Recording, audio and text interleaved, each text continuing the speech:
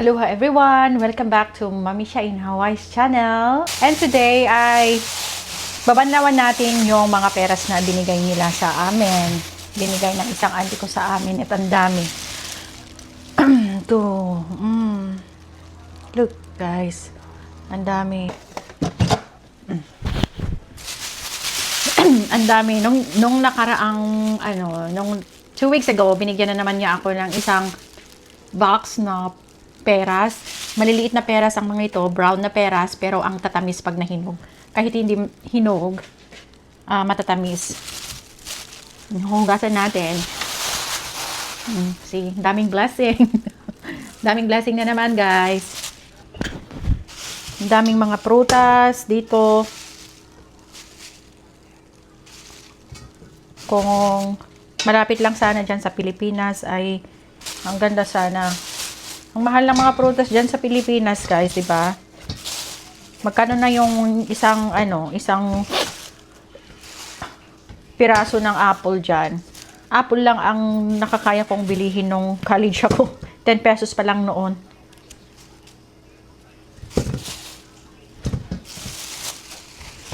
Hugasan natin to.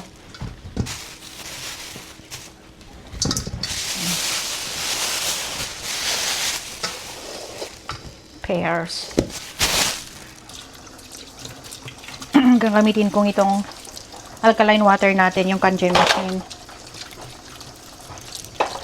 Napaka-effective na pangtanggal ng mga chemicals ang alkaline water, guys. Ika lang.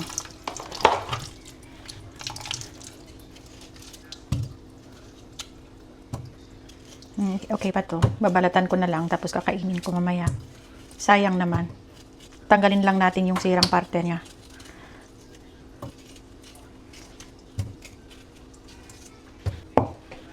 To.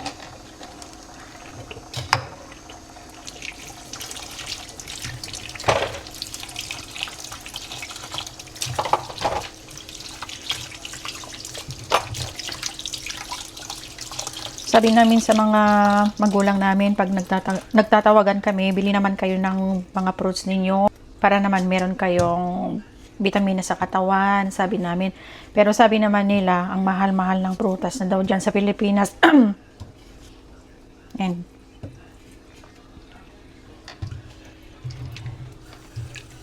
kung andito lang sana sila,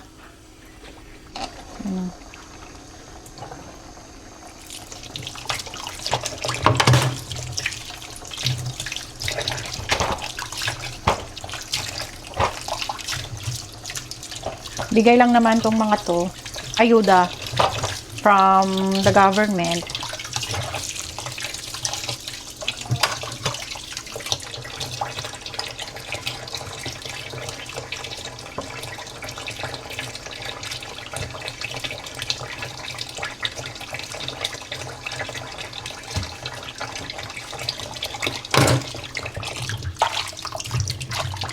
Pero nung mga bata kami, dyan sa Pinas, ang daming prutas, kaya lang hindi yung mga apple. Maswerte ka na kung makakakain ka ng apple. Doon, ang mga prutas namin ay bayabas, kamatsili, mangga, salamage, ganun. Pupunta kami doon sa anong tawag doon? Ang tawag sa Ilocano ay bengbengkag namin. And doon kukuha kami ng mga prutas. Pero ngayon, I think wala nang mga bata na gumagawa ng ganyan. Puro nasa screen na lang sila. Puro na, cellphone, TV, computer.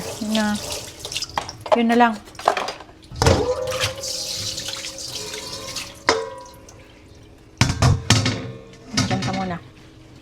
Kakainin ko to.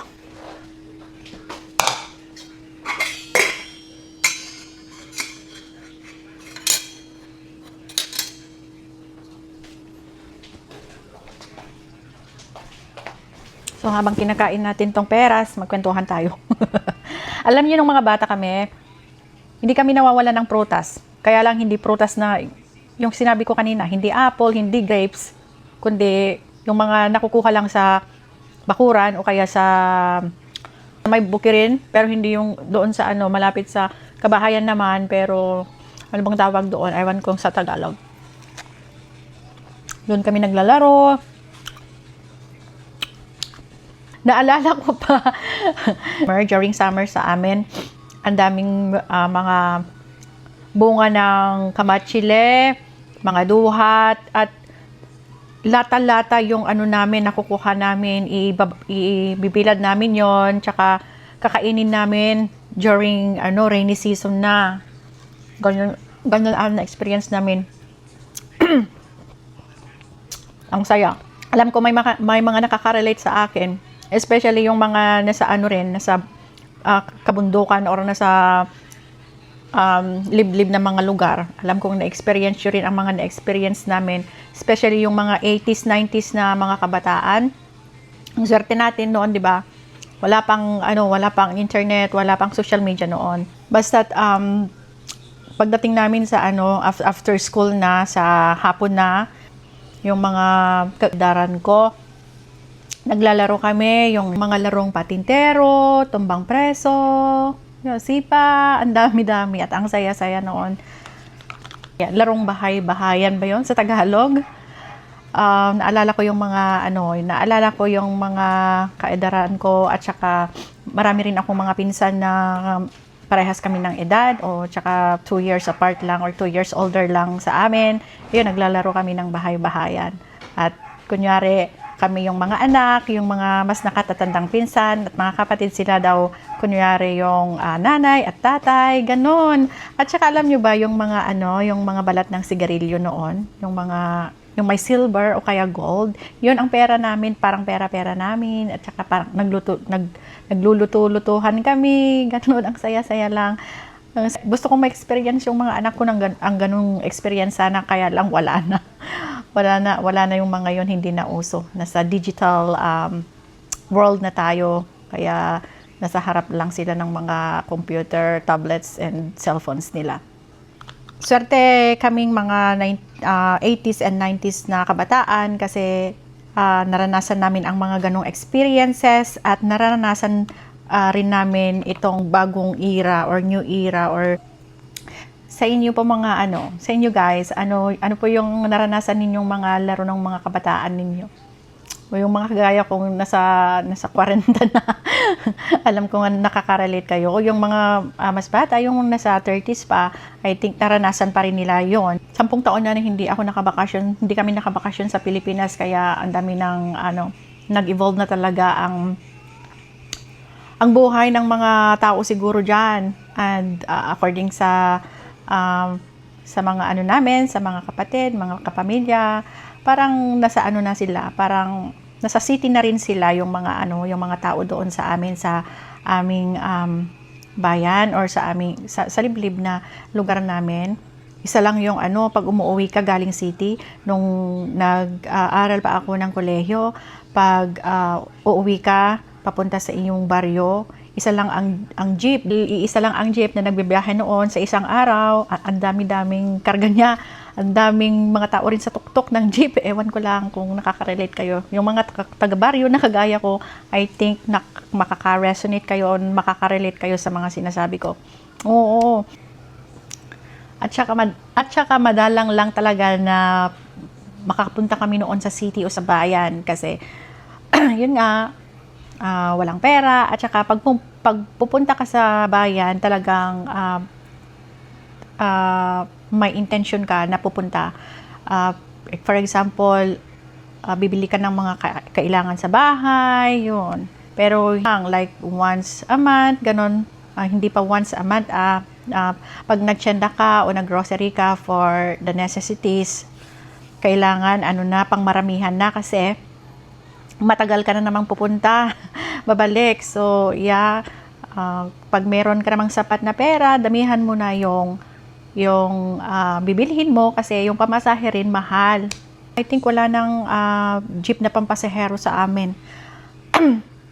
Kasi may kanya-kanya na silang sasakyan, mga motor, kaya na-stop na yung business na pampasahero papunta doon sa amin, papunta sa bayan, pabalik sa amin doon sa aming baryo.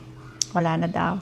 So, gustong-gusto ko ring makapunta na or makabalik or makabakasyon na sana doon. Kaya lang, ang hirap pa.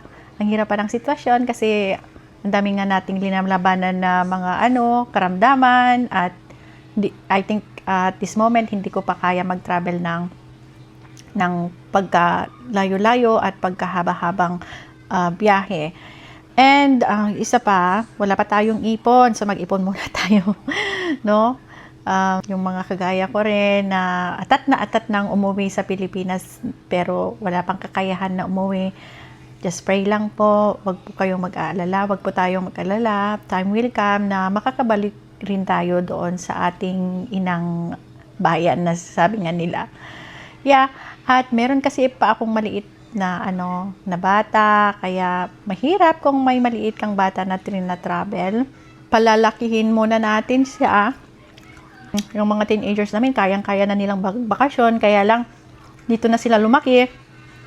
At I think di na sila, eto na yung kultura na nakaanoan nila, yung nakalakihan nila, so parang hindi na nila namimiss yung mga kultura natin or yung mga practices or yung mga nakasanayan natin doon.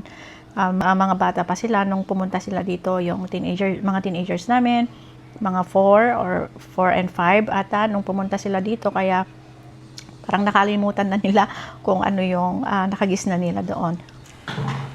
Marami pa akong gustong ikwento, kaya lang hapon na naman and it's time na magpapakain na naman po tayo ng ating mga alaga. Pag-prepare na tayo ng pagkain ng mga pasyente. Nagtataka kayo siguro kung nakakaya ko pang mag-alaga ng mga elderly natin. Hindi ako talaga yung nagpipisikal kasi yung neck ko, sometimes nahihilo. Yung asawa ko talaga yung nagpapaligo, na tumutulong siya ang nagpapalit ng kanilang mga damit. Tinutulungan ko lang siya pag kailangan niya ng tulong karamihan. Ako yung nagpapakain lang, gumagawa ng mga namin, ng mga reports, yung mga progress notes nila, yun ang ginagawa ko.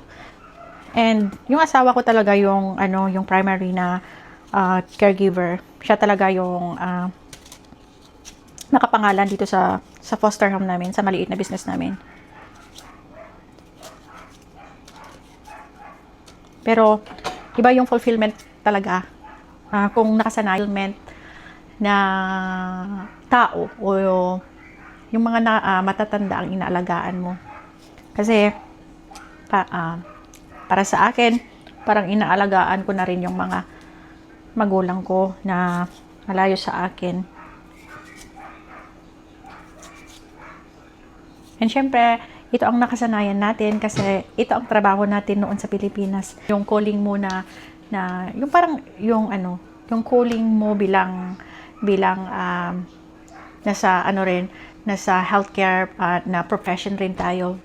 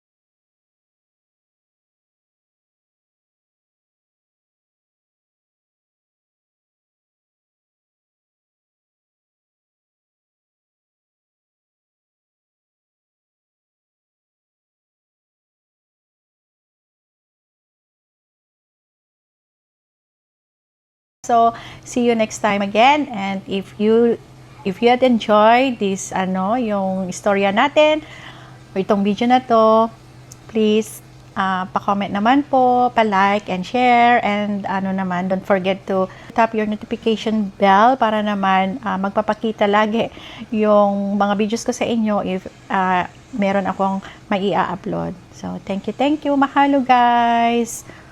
See you in the next video and ingat po tayo palagi. God bless us all.